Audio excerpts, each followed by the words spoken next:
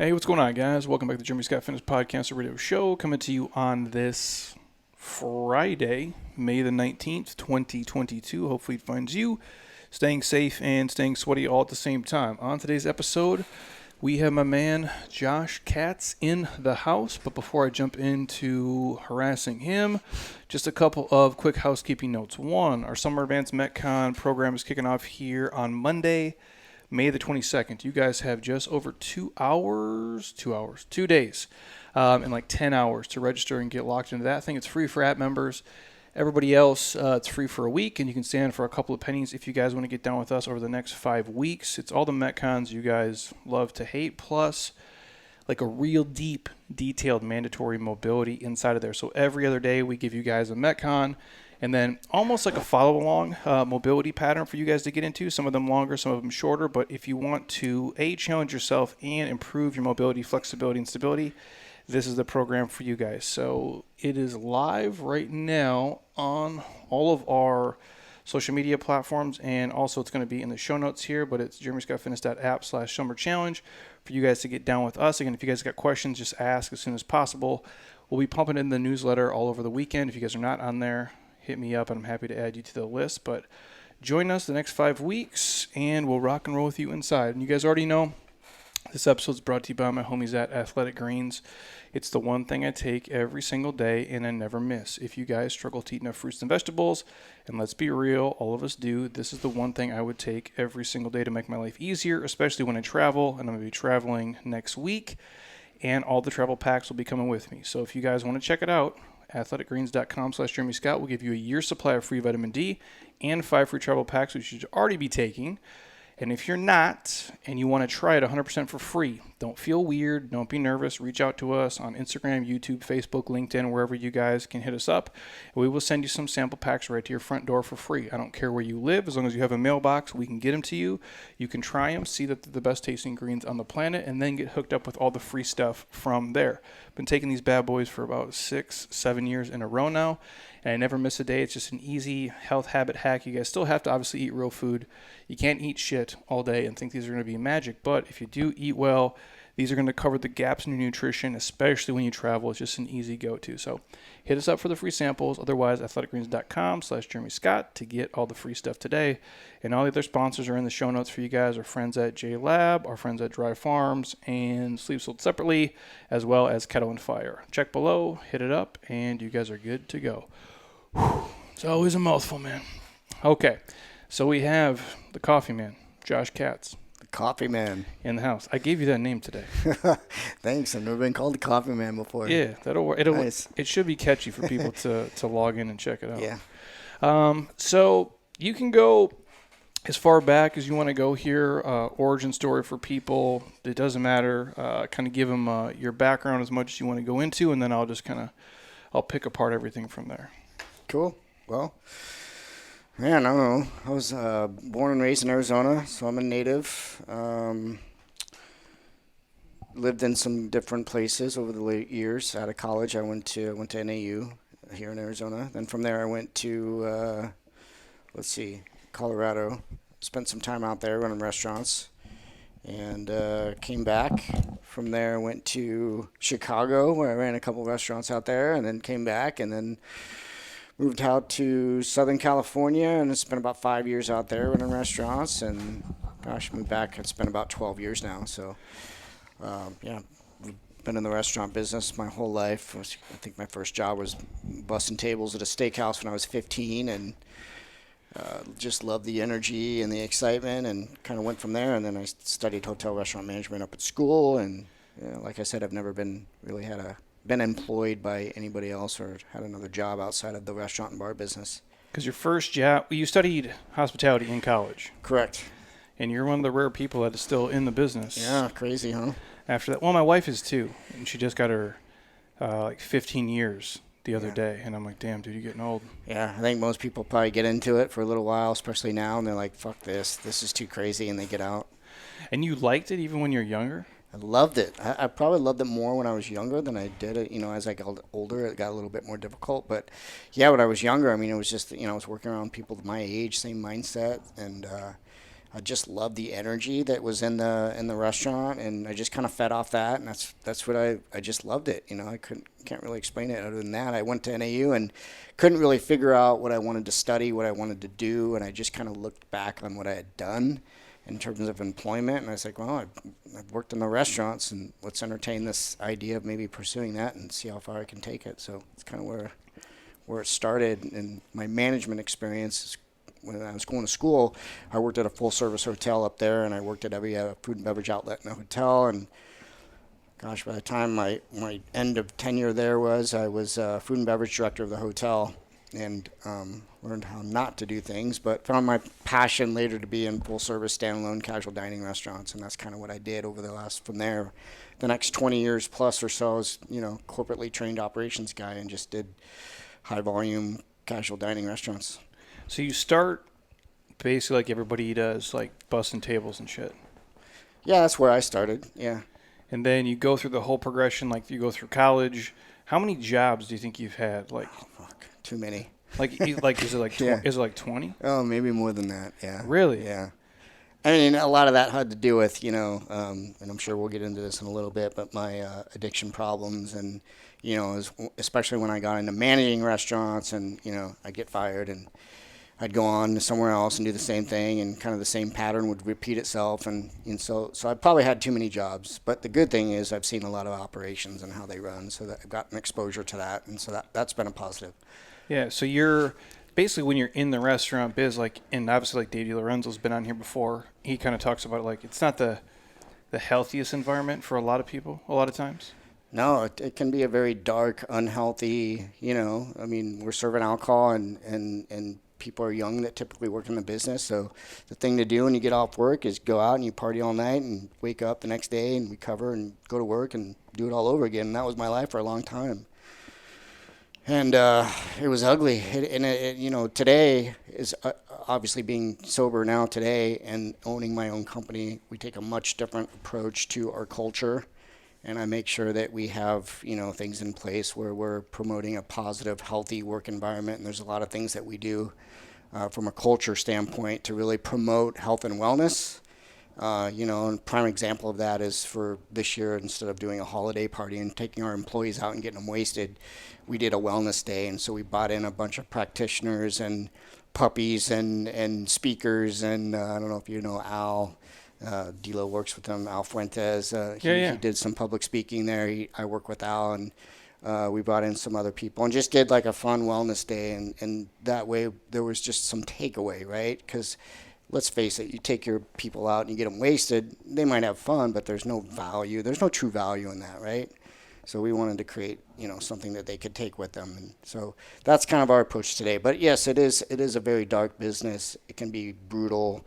Long hours, drugs and alcoholism are more prominent in that industry than probably any other industry out there. So, yeah, especially like when you're in like the bar scene and like I would always like when I was younger, like we go in Old Town because I lived here, and anybody's ever been to Scottsdale, it's like here in Nashville, like the two places, you know what I'm saying? Like, work, yeah, it's where people go just because like in our neighborhood, like we live close, obviously, like I'll see there's a group of 12 girls or like 10 dudes walking. And it's like, you already know what they're here for, which is fine. And I get it. And we would go out, but I would always say to my wife, I'm like, what is like a rough job that would be? Like being a bartender till 2 o'clock in the morning, 3 o'clock in the morning, whatever it is, like sitting there just slanging drinks all night around just knuckleheads. Well, I mean, it's fun. Like I said, if you're that age and you're in that age group, and you're serving the same people that the same age as you, it's you're the same mindset, so it's really not a thing until you get older, right? And you get older and you feel like you want to do more with your life, and then it can be more difficult to work in. But for me, again, it fit my lifestyle because I'd gone and lived in some different places away from home, so it was always just me, and just created this like vicious cycle of drinking and working, and I just got caught and I couldn't get out of it. But it's how you, I guess, like when it's early on, it's how you meet people. It's how you become social. It's a huge part of your job. Like when do you start drinking booze? Just like a normal kid, like teenager? For me? Yeah. I think I went through the normal progression of, most kids and how they, go out and start drinking. I think my first time I was drunk was when I was maybe a freshman in high school. Oh yeah. My parents were out of town, and every time they went on, my sister and I never got along. But when my parents went out of town, man, we were on the same page. So we would always have parties over, and I think my first time that I drank was one of those times. I was a freshman in high school, and I got wasted with my buddy of mine, and we were wrestling around. I hit my my face on the door jamb, and cut my eye, and that would kind of set the stage how things would be every time I drank, right? Yeah. So, yeah, that was a memorable first time. And then so you just go through, and obviously at all your jobs, it's how you guys socialize, it's how you guys get together. At what point are you like, you know what, this is probably not what I should be doing, or is there like a rock bottom moment, or was it just like this gradual, like, hey man, I've had enough? Man, I wish it was. I mean, there were certainly a lot of moments where I recognized how bad of a problem that I had, but I didn't have the tools to do anything about it. And quite honestly, maybe I just didn't want it bad enough at the time.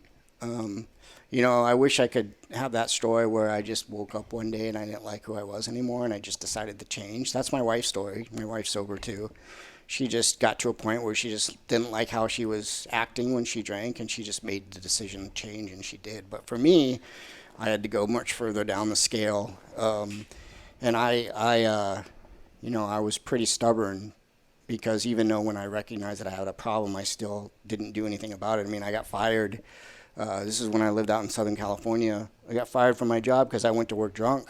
Like really shit-faced? Yeah, I was hammered. I was out with this girl that I worked with. I was fraternizing. I wasn't supposed to be doing that, and came home with a handle of vodka and woke up at 6 a.m. and started chugging it. That's just how bad it was at the time. I went to work at 4 o'clock in the afternoon, and I was hammered, and I got fired on the spot.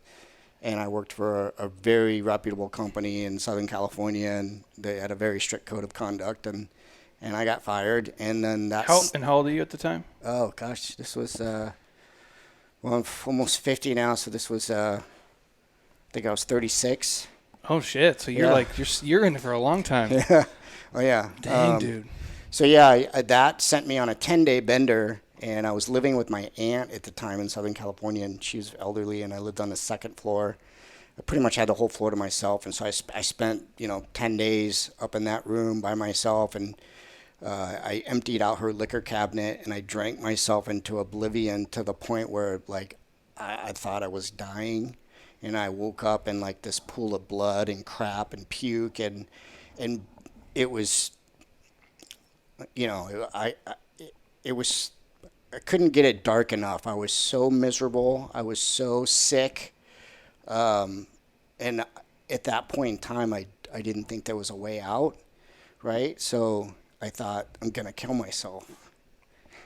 And I haven't told this story in a long time. And I started looking for ways on how to do it, but I was so out of my mind that I couldn't figure it out. And I thought that if I could figure out a way, that I wouldn't succeed, right? I wouldn't be able to do it or pull it off. Yeah. But that's how bad it was, right? And I just couldn't get the room dark enough. And so I laid there for, I don't know, a day or two. And this was like day 11, I think, on my bender.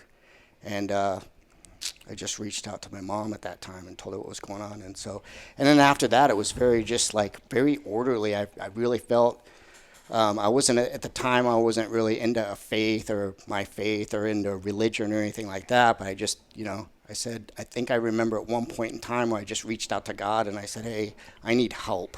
Like, I didn't know what else to do. Yeah. And, the next day I woke up and I felt like I was getting download of instructions on, okay, do this, do this. It was very orderly. It was very step driven, one thing at a time, make this phone call, pack your bags, so I did that. And I called my mom, and she, I was living in California and she was in Arizona. She's like, can you get home? And I said, no, I'm such a mess right now. I can't get home. I'm hallucinating, right? And so, because are you not drinking then for like a day at that point? I was not drinking, but I felt like I needed to weed myself off because it was so bad. I was shaking. Withdrawals, bro. It was brutal. Big time withdrawals, and I had alcohol poisoning, and So I had a couple beers to try to that didn't work. And so then I just stopped, and I stopped for a day. And then I thought I was good enough to drive home. And so I packed my car and started to drive home. And I made it most of the way, but I was hallucinating the whole way home. I thought there was a bee in my car. I thought there were people chasing me. It was rough, bro. Jesus. So I finally made it home, and she got detoxed at my mom's house for the next 2 weeks. I probably should have went to an institution or something. Yeah, because how rough is that? It was terrible. I didn't sleep. I was sweating all the time. I was, still hallucinating. I was like anxiety. I've never had anxiety before, but anxiety like you kind of can't even explain. So fearful, just everything, and I just detoxed, by myself at my mom's house. And then she's recommended that I go to an AA meeting. And so that day I did. I went to an AA meeting, and it changed my life. You did the whole 12 steps, all the shit? I did the 12 steps. And what is it, 90 meetings, 90 days? Did you do all that? Oh, yeah, I probably did 150 meetings in 90 days. I had nothing else to do. No shit. So you're not working. You're just like, this is it. So yeah, I went to this meeting. I found I really liked it, and I got sober. I spent 3 months just going to meetings every day, working the steps, and I got to a point where I thought, okay, I need to take my will back and get back into my life, and I can't live with my mom forever, and I can't just go to meetings all the time. I have to generate some income and start paying my bills again. And so 3 months, not a lot of time, to be sober, especially after you've on the heels of 20 plus years of heavy drinking. So, yeah, because you're drinking booze from 16 till 36. Right, but it wasn't really bad it was probably really bad for about 10 years. So like post college time. Yeah. Oh yeah. Because it's the industry and just life in general. Right. Fuck, dude. Yeah. So yeah. Anyways, 3 months, I got sober, cleared my head, and decided, hey, I'm going to move back to California and just pick up where I left off in terms of my career, right? Because that was really important to me. So I tried to do that. I was just having a rough time, super lonely, went into a deep depression, didn't start drinking again. But I finally got a job up in Orange County. I found a really cool kettlebell gym that I started working out at, and kind of plugged in with that community and got, super fit. I was really just dove into fitness and nutrition and it's a new addiction. Yeah, it was. Addictive personality. It's not just alcohol and drugs. It's anything that, feels good. Yeah. So I did that, and then I started doing a Herbalife network marketing company. I got in with them through a friend of mine. One of the worst decisions I ever made. But I'm not saying it's a pyramid, but it's what I was figuring out how to live sober at that point. Really, I was just looking for something that would entertain and keep me busy, and allow a little bit of money to come in. But so yeah, I ended up moving back to Arizona, and I got really into that Herbalife. I plugged in a community down here, and it's inevitably where I met my wife, which is the good thing about that whole chapter of my life. She was slanging Herbalife too. She was slanging Herbalife. She was friends with the guy who got me involved, and so it was a real positive group of people, and I enjoyed that part of it. Yeah. I did not enjoy the business part of it. It's crazy, for people who are listening, all the MLM stuff. I'm not a fan of 90. I'm not a fan of any of it, honestly. I go, but you can crush. People do crush it in that business and make a shit ton of money if the pieces kind of fit together. And so, honestly, if you said, hey, your choice is either get shit-faced and be dead or slang Herbalife, you made the right call. I made the right call. It was a much healthier outlet than what I was doing before. For sure. Right. So, and that was a cool experience. I met some really fun people, but I have no regrets on that. It was just unfortunately the business part of it didn't work out for me. I think it takes a certain somebody to market MLM, like you said. Well, because you have to kind of whore out everybody you know. Totally. You got to do for people it's sales, man. Yeah, that's it. It's sales. Hey, and at some point, the problem with those things is you cap out of your friends. Yeah. And now you got to do organic sales of that shit. Yeah. That's tough. Yeah, and I think it's all about who's coaching you too on that business too, right? It was a good friend of mine, and unfortunately, his ways of coaching weren't in alignment with a lot of other ways that were more productive. He convinced me to open up this nutrition club, they call them, and because it's kind of like a gym, kind of. Yeah, you can't really advertise.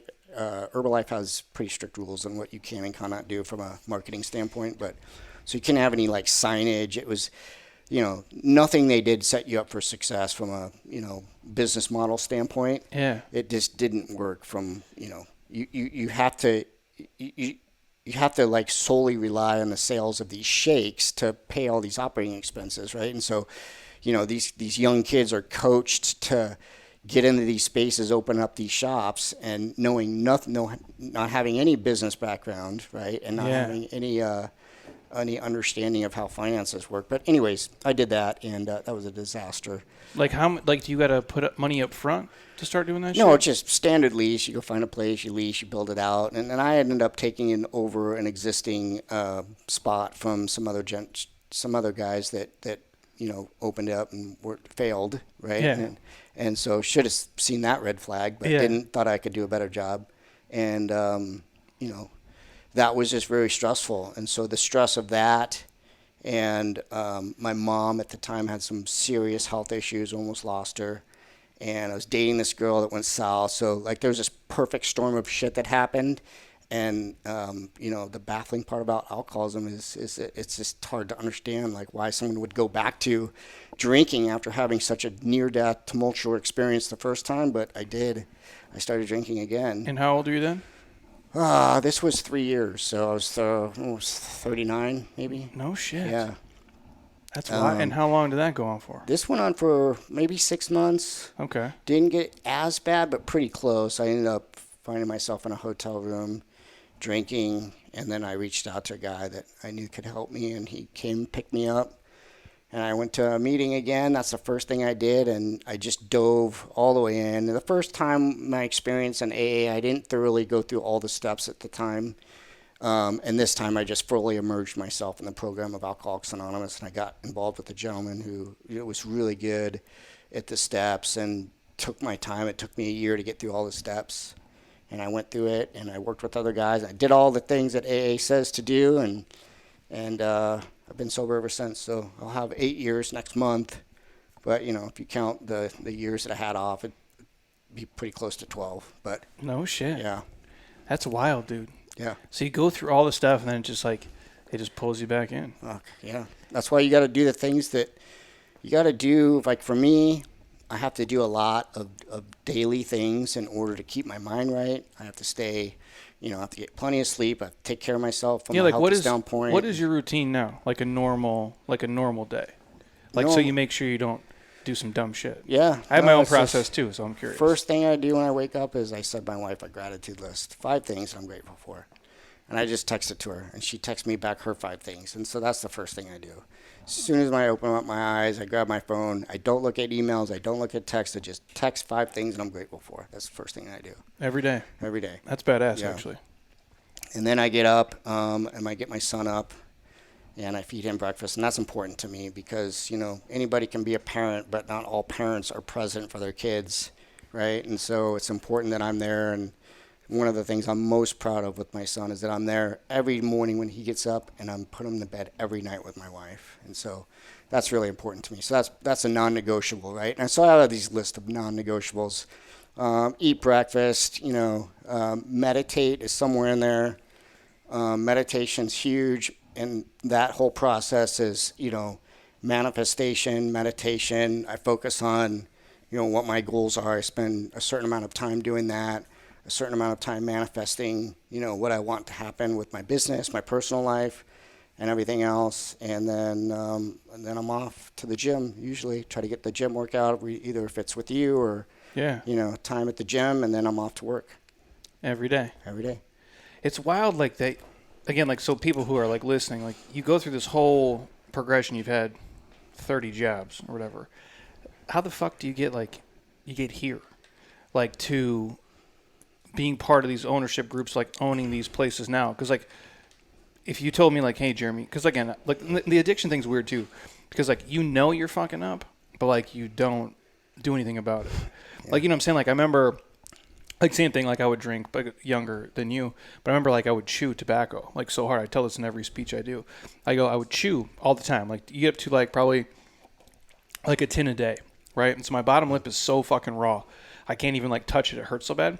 But like in the end of college, like I would wake up in the morning, put a chew in my upper lip at 7 o'clock in the morning as I'm taking a shower because my bottom lip is so raw. Oh, shit. And even when I'm doing that, I'm like, I can quit. Like you and you say it like, but I just don't want to. Yeah. And you're having this like you're rationalizing it Yeah. in like some way, and then you realize you're managing your life around it. Yeah. Like in this Absolutely. really, and booze is weird because like I would do the same things, like pee my pants, headbutt a wall, do stupid shit. But in college, it's like, I don't want to say it's acceptable, but like. Well, it is. It's more acceptable than it is if you're 35 and you're, trying to live a normal life, right? Because it's more acceptable to do the things that college kids do, which is, go out and get tore up on the floor up and do the things, But where God, they dude, puke like, and be stupid. So I just think like, it's so lucky I'm not like dead. Yeah. Like all the dumb shit, like, because when you do that, like when you're drinking that heavily, you're typically, people are doing drugs too.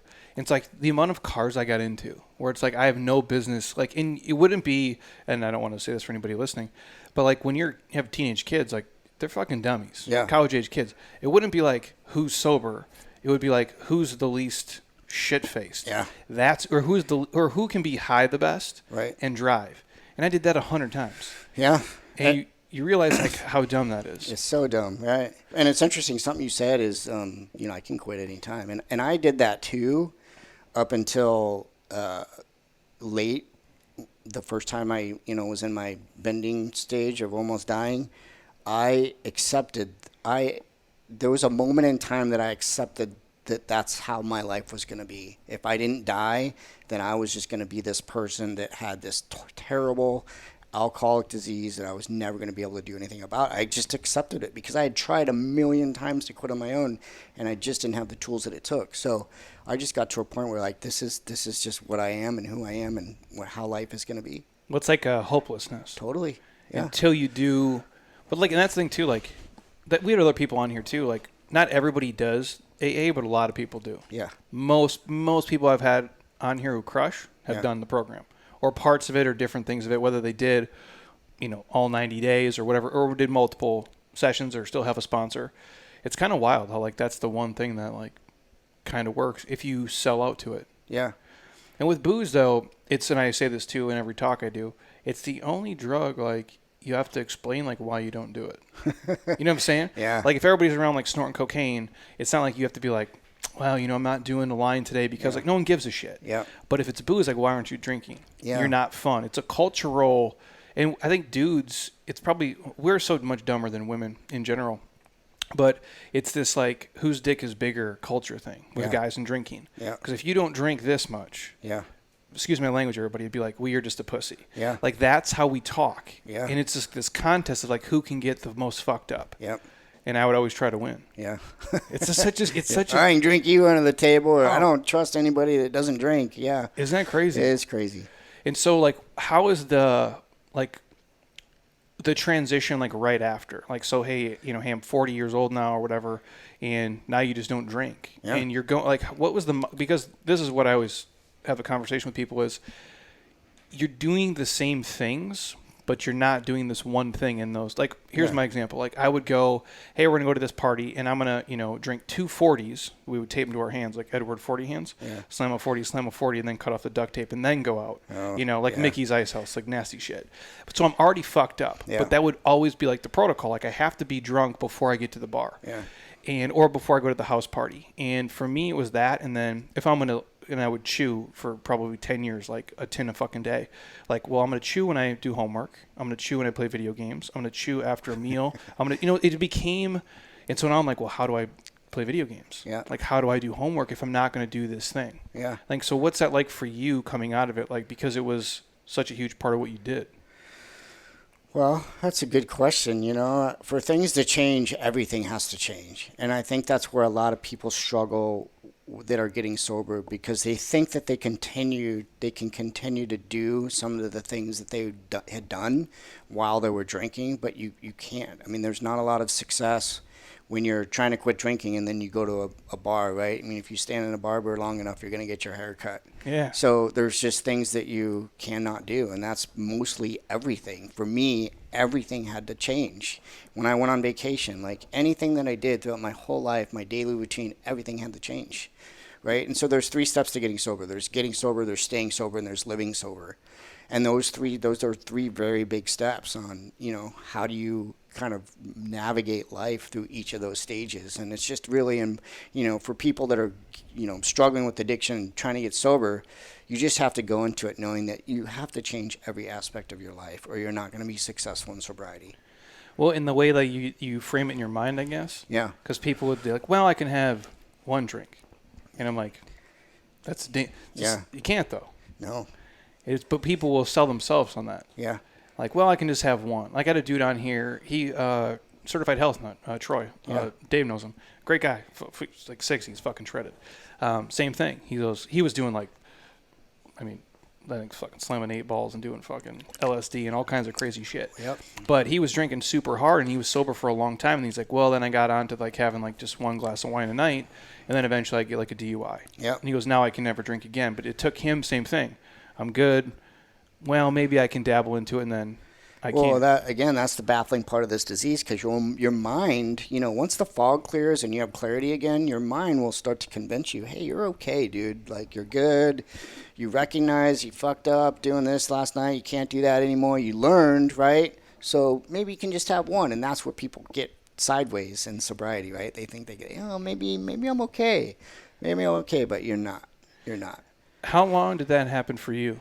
Or did it? Where you would try to talk yourself, I don't want to say talk yourself into it, but did you ever have that where you're like, well, you know what, I could have 1 today and I'd be fine? I did. I was on a date, and this is when I relapsed. I was on a date with this girl, and this was a long time ago, and we were having sushi, and I was sober, and we were sitting there at the sushi bar together, and she ordered a glass of wine, and she looked at me, and she's like, you can't even just have 1? And does she know your story? She did.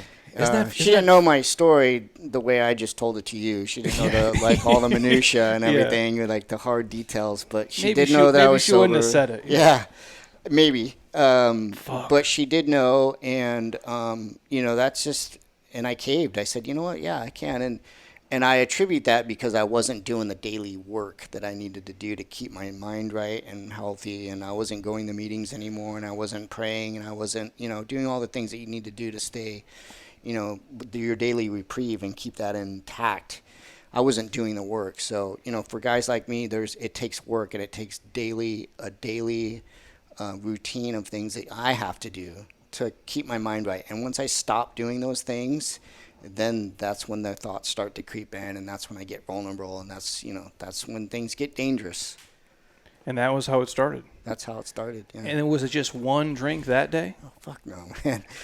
So it went from I went 0 to 150 in 3 seconds, man. It was just, we were off to the races. So it's just then after that was, we probably had 6 or 8 glasses of wine there, and then we went to the next bar and drank there, and it was just it was a bad night, but.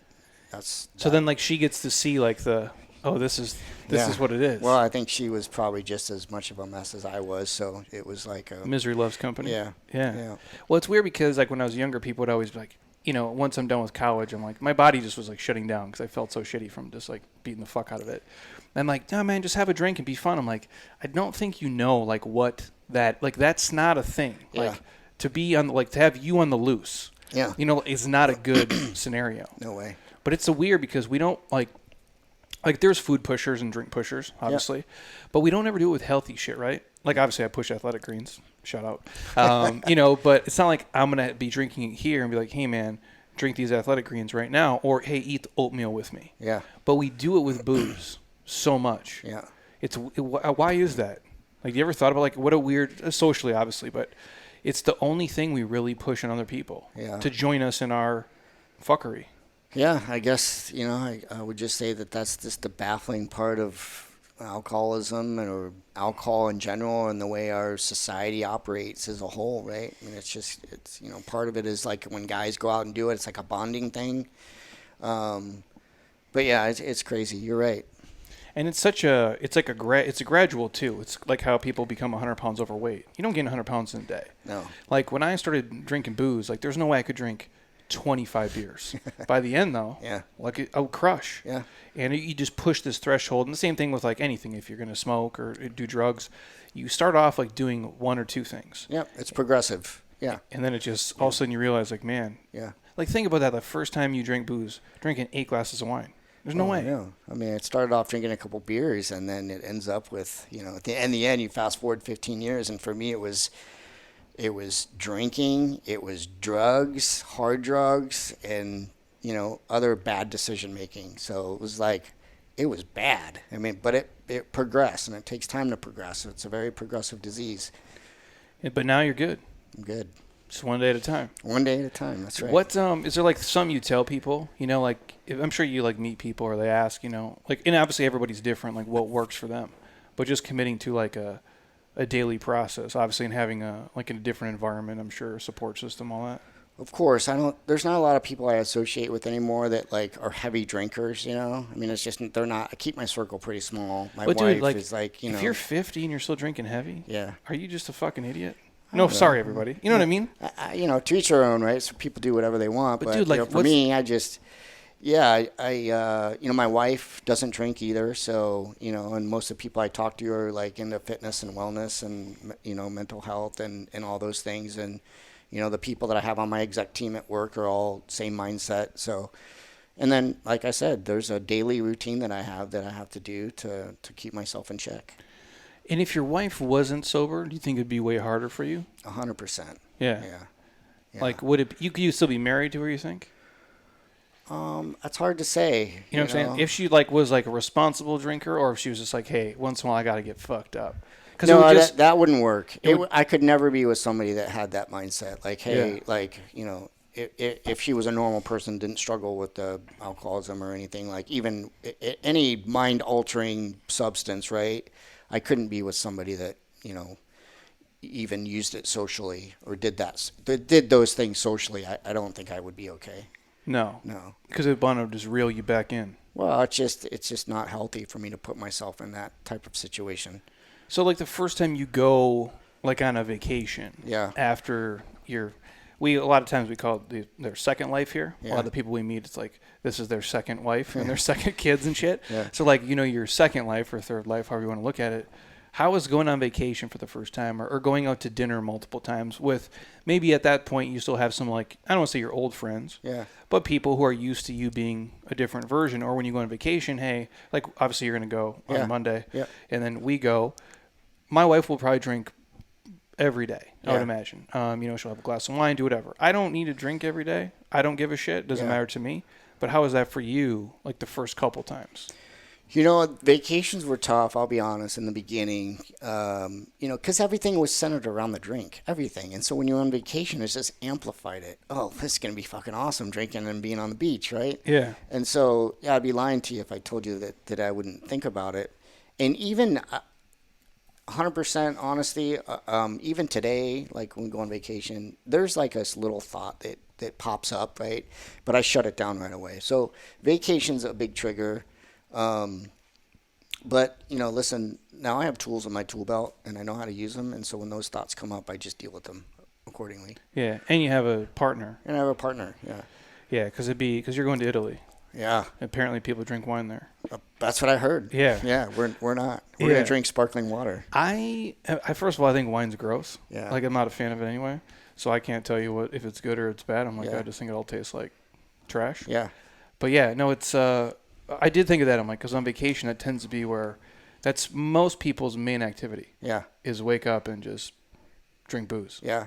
It's funny because when we booked our umbrella and our thing on the beach, and I think that's like day 3 or 4 or something like that. And there's this package that you purchase. It gets you like 2 beds, things, and umbrellas. And where's this, like Amalfi? Yeah, it's in Amalfi Coast. We did the same thing. We're going to go there, awesome. And they give you the package. You get lunch, and you get a bottle of champagne. And my wife jokingly said, well, we'll be in Italy, right? And she was kidding, of course, but she did allude to the fact that we could have a drink in Italy, again, joking. But, what I do in those moments is I play the tape. I call it I play the tape, and I think about – I play it out. Like, what would it look like 3 hours later? What would it look 6 hours later, a day later, right? Yeah. And then I play in my head, okay, I'm going to do this. I'm going to get hammered. I'm going to spend a ton of money. I'm going to make an idiot out of myself. And so I do that, and then, boom, it snaps me right back into where I need to be. Well, it'd be like if you could watch it. Yeah. You know, like if someone like if we had cameras way back in the day. Like, I'm thankful there was no social media. Otherwise, I'm sure it would have been canceled for all this fucking shit I did way back then. I go, but if you could see, like, your lowlights of, like, here's the dumb, and you'd be like, oh, okay. And then you would probably, because you can't, because, again, like, you do something, like we've hiked the Grand Canyon, rim to rim to rim. It's fucking terrible. I go, but then I, like, looked at pictures today, and I'm like, you know, I could do that again because it's been so long. Yeah. I forgot kind of how terrible it was. Yeah. And people do it with food. Like, hey, we're going to eat something. We know it's going to make us feel like shit, but not until the future. Yeah. So in the moment, it's awesome. But remember when we ate this 3 weeks ago, we felt like trash. Yours is the same thing with booze. Totally. It's like, can you harness that old shitty feeling essentially and go back to it? That's wild, dude. So it's crazy because I guess that would be, you know, low light of your career, I guess, would be just getting fired and then going on a bender for 12 days. Yeah, no, I really enjoyed the company that I worked for at the time. It was the best company I ever worked for. And I learned more in that 5-year tenure that I learned anywhere else that I had been. And, you know, there's just, it was very difficult for me to lose that job, but I deserved it and I would have fired myself. And then when you come back, like, how long do you live, like, with your mom for to get your shit together? I lived with my mom for a long time.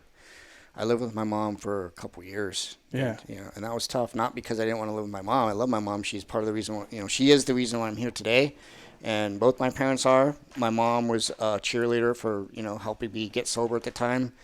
And, but, you know, you're fucking 40 years old and you're living with your mom. That's, you know, it's tough. Tough in the dating world. Tough mentally, tough everything. Every aspect of your life is tough, right? And, but you do what you got to do. And I think that I probably spent a little bit too much time pushing this Herbalife business that I was trying to do at the time. But again, man, I was just trying to figure out how to live sober. Yeah. I was just trying to figure out what that looked like. Well, you're trying to survive life. And I didn't want to go back into the restaurant business because that is a breeding ground for guys like me. You know, I mean, that would be for a guy that's trying to fight to stay sober. It's not a really good environment to go back into. So that's kind of why I didn't do that, although I knew I could maximize my earning potential and go right back into, you know, living by myself and making the money that I needed to make, but I also just didn't want to put myself at risk. It's like, I mean, what's the worst place you could go? A casino, maybe? Like, you know, like, well, that's pretty bad too. You know what I'm saying? Like, there's not many places, and for people who don't know, like, you own basically, and you're part of these, they're bars. Yeah. Like, that's what you do. Crazy, right? You're a dude who alcohol basically almost killed you, essentially, and now that's what you do. Yeah. Isn't that not wild, It's though? fucking crazy, you know. And people ask me about that all the time. They're like, how does a guy that doesn't drink own a bar? And then my response is, it's the only way. I mean, listen, if I was doing what I was doing back then, there's no way I could, own these bars and then run the businesses the way they need to be ran. No. And you know, I know my place today. I have a team of people. My passion and my place is the administrative side of it, the financial side of it, the deal structures, the negotiations, you know, the leases and all that shit. I never go behind the bar. I never taste the drinks. It's not my place. I know my place. It's not that. You know, I have a team of people that focus on that. I'm kind of like the orchestrator, the quarterback. So how does it go from I'm living at home with my mom and I'm 40, which is not a real success story for most people. I mean, maybe, I don't know. Yeah. To you guys have Sip Coffee Beer House, Sip Coffee Garage, 36 Below, and the Rose Garden. Yeah. So you have four places. 4 places. One more coming on with Sip in the airport. And then we have another Motif is opening from probably first quarter. That's another bar lounge at downtown that's coming online next first quarter of the year. So basically like a dude who went through AA twice, almost died from booze, owns like 5 bars. Yeah. Isn't that wild, dude? It's really so how does it even start? Because you're 40, and I don't take this the wrong way.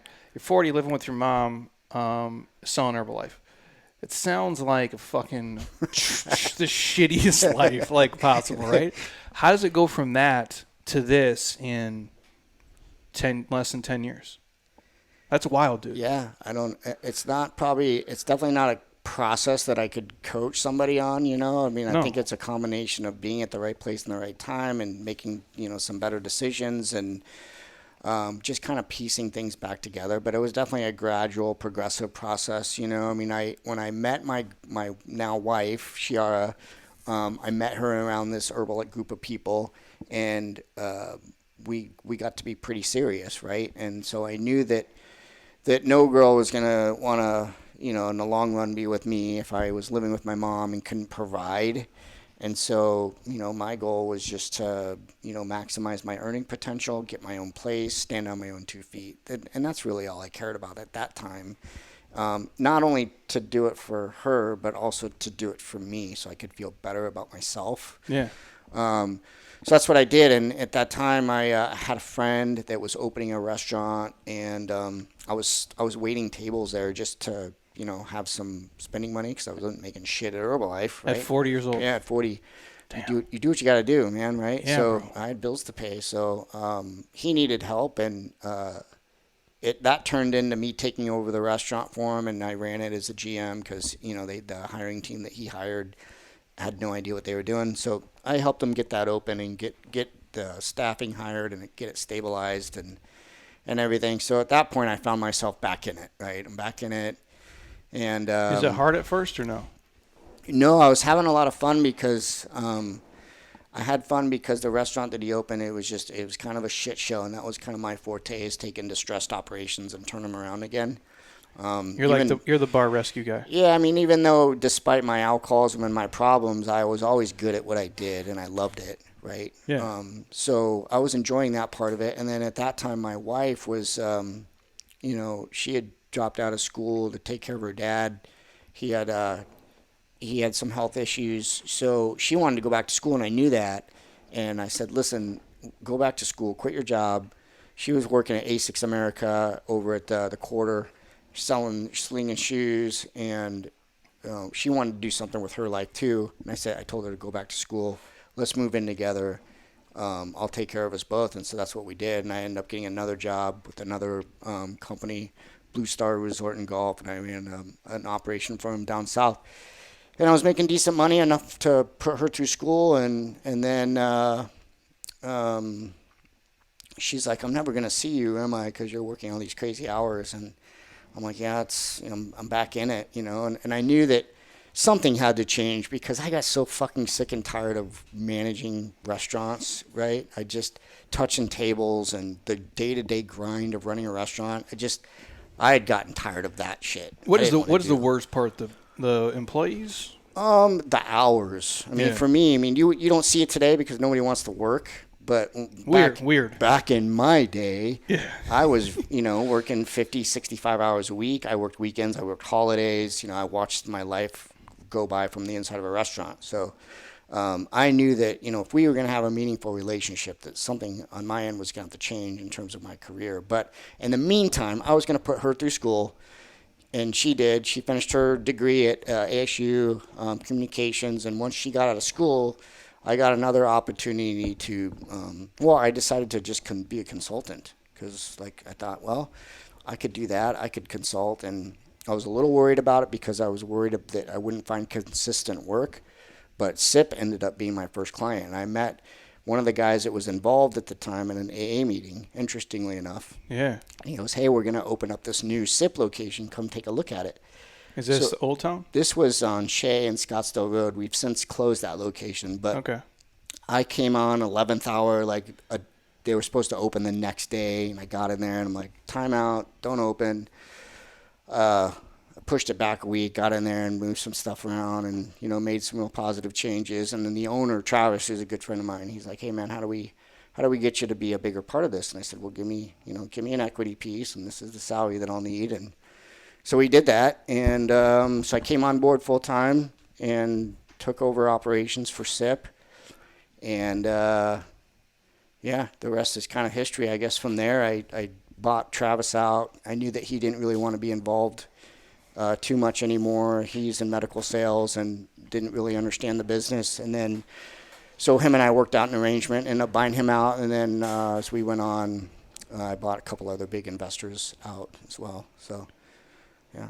And just bought into the stuff. Yeah, and just so I had to choose. I ended up closing the one on Scottsdale and Shea. It was just too much overhead, and nothing right was about it. We were involved with a another equity company that held the equity, and they made all the decisions in terms of how it was built out and everything, and just didn't bring in the DNA that made SIP what it is today. And it was just this, sterile looking Fox wannabe concept, and it just didn't jive. So we closed it, and I focused on the other 2 locations and kind of rebuilt the systems and processes, and fired pretty much everybody, brought a whole new crew that had buy-in and believed in my vision. And then pandemic 2020 hit. We had how was that? It was brutal. I mean, shit, it was brutal for everybody. I mean, it was just time of uncertainty. Because for people who don't know, like when you say like the SIP places, the one SIP Coffee in Old Town is, well, they're both bars and coffee places. But a lot of people go to the one in Old Town. Yeah. They go in there, they work, they hang out, whatever. The one that's, Indian School and 36th Street? In Arcadia, yeah. That one has a bar below it, which is fucking wild. Yeah. Because it used to be a Jiffy Lube. Yeah. Because I remember way back. Mm-hmm. And so you guys, where they used to put, I guess they would store the tires down there? Yeah. And that's oil. That's now a bar. Yeah, one side is a bar, the other side is a kitchen. That's wild, dude.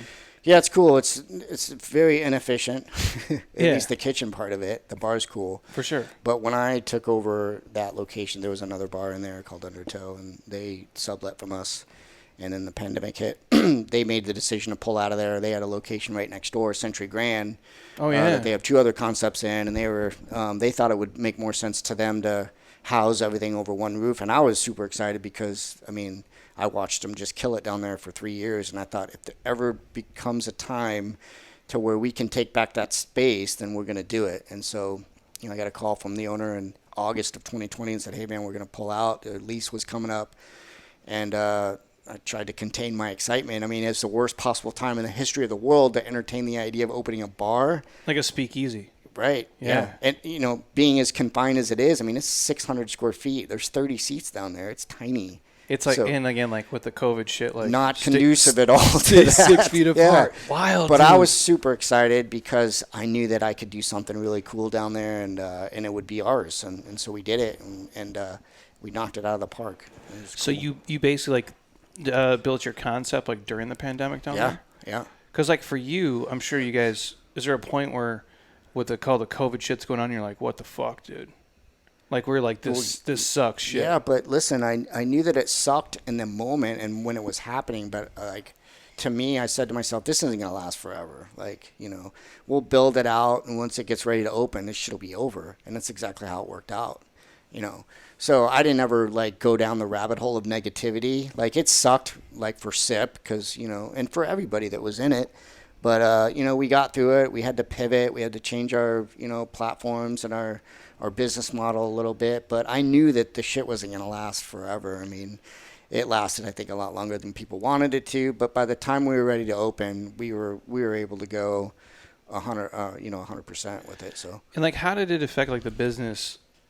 Like during the pandemic, like people would just come and get coffee and that's pretty much it? Well, yeah, I mean, there were certain restrictions and laws that you couldn't, you had to have 10 feet between tables and shit like that. And, in the very beginning when everybody was shut down, we had to go to just a walk-up drive-through model. And so we had to pivot and change our menu and our offerings to like cater to that kind of setting and crowd. But and then the whole 10 feet thing. I mean, it was a fucking shit show. Nobody knew what was right. Nobody knew what to do. The customers would come in and complain if we were wearing masks. They were complain. People would come and complain if we weren't wearing masks. It was like there was nothing that we could do right, or anybody that could do right. I mean, there was always somebody that was fucking pissed off about this guy didn't wash his hands right away, or this guy has his right glove off. I mean, it was a shit show. God, dude. Yeah. Yeah. I mean, at least everybody here is cool. But, yeah, that shit sucked, dude. Yeah. It was, and the one thing where, and the same thing, I had every dude here, every entrepreneur dude that I know here is like, hey, man, I lived through a bunch of different shit. He goes, this is the dumbest of it all, for sure. Yeah. But this will pass. And the one, I remember when, I won't say his name, Dr. Dipshit was like, hey, we might never shake hands again. And I'm sitting there listening to this, and I go, dude, and I'll go back to my glory days. When I'm 18 or 19, dude, and I'm shit-faced. Yeah. I'm trying to like have sex with like whoever's in the room. You're telling me I'm not going to shake hands anymore. I'm like, I just knew this was such. I could talk about the pandemic stuff all day because it was so like, oh God, it sucked. And then again, we do something where digitally we make majority of the money. So like I would survive forever, but I'm just watching every business like not be able to do shit. And I'm like, especially in like the bar business. Yeah. Like that's a majority. I'm assuming like revenue wise, like it's where you guys crush. Well, you're so far along though too, but like a lot of gym owners, I mean, that hit them hard too. Like they had to shut down. You couldn't, even after businesses were opening up, gyms had to stay closed. Oh, dude, right? and like multiple times. Yeah. And they're like, well, the worst place you can be is the gym. I'm like, bro. Yeah. You know That's the best place you can be, man. You know what we do here? Yeah. Yeah. Well, even like friends of ours where, they might do like what I do, where the internet revenue is, generally like way higher than like what a brick and mortar could produce. But they have a whole team of people here. Yeah. And like, well, for us to make it happen, like, we got to cover $20K a month just in expenses to do whatever. And they're like, well, how long can a normal person bleed 5, 10, 15, 20, 25, $30,000 a month? Like and especially like these, most gym owners are broke as fuck. Yeah. Like, so they can't lose 10 grand. Mm-hmm. And so you would sit and watch it. I'm like, man, it was a rough go. It was rough. And then the government says, hey, we have a solution. We have a loan that if you want to survive and you want to stay open, you can take it out. And, we'll give you this loan. It's a 30-year term, whatever. But it was, hey, you have to shut down. But if you want to reopen and be able to reopen, then this loan is an option. So it's like, it was kind of shitty if you look at it. I mean, I guess you try to have a positive perspective. And listen, we're open today because of the government and the things that they were able to do and some of the grants that we got. But I think it was just a shitty fucking situation for the world, right? Nobody knew what to do. Nobody knew which way was up or which way was down or what the fuck the mask did for you or what, right? Oh, dude, it was the worst. And I haven't talked to a lot of people who do, because you work in the service business, right? Just like us. Yeah, I never thought of that. Like, I would go to our coffee place, like Echo Coffee's close to our house. Like, I'd go in, but yeah, it was weird, dude. It was very weird. It sucked. Yeah. So if I was gonna say, like, is there like the biggest struggle, like working in the booze business, not like personally, but just in general?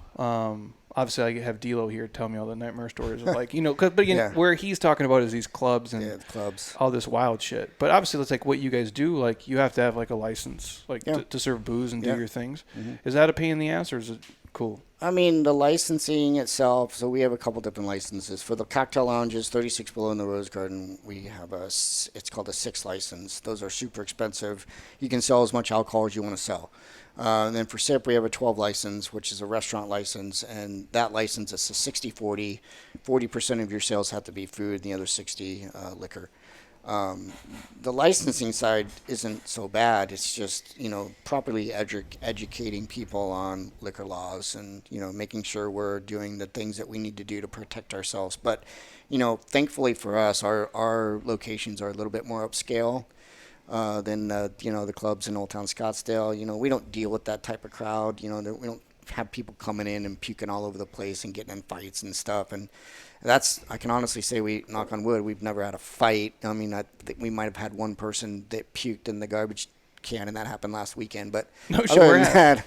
Yeah, I mean, we don't really deal with that shit. Where do they puke at? 36? We actually have these collection bins. We work with Cloud Covered Streets. That's a charity, and we collect stuff for the homeless that we give to them. So some a-hole puked in one of those. And no shit. But that's like literally, that's probably the only time that I can remember, at least recently, that's happened. Because how late are your places open? Not super late. During the week, midnight, and then on the weekends, 1.